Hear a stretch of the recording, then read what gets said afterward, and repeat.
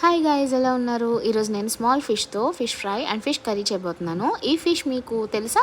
తెలిస్తే దీని పేరేంటో కమెంట్ చేసేయండి. ముందుగా నేను ఫిష్ని హాఫ్ ఆఫ్ చేపించేసాను.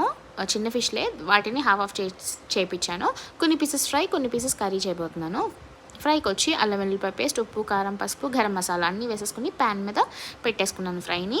ఇప్పుడు మిగిలిన పీసెస్కి ఉల్లిపాయలు సన్నగా తరిమి వేసుకోండి. అలాగే పచ్చిమిర్చి వేసుకోండి, ఎక్కువ బాగుంటుంది పులుసు, చేపల పులుసు.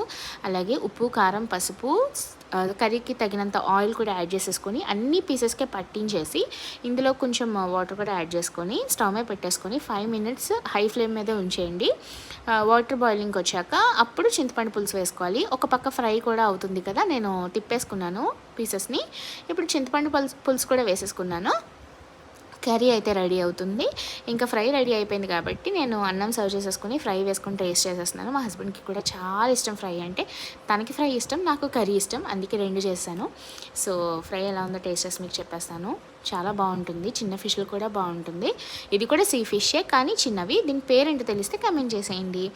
అలాగే టేస్ట్కి వచ్చేసరికి చాలా బాగుంది. ఈ వీడియో నచ్చితే లైక్ చేయండి, నా ఛానల్ని సబ్స్క్రైబ్ చేయండి. Thank you.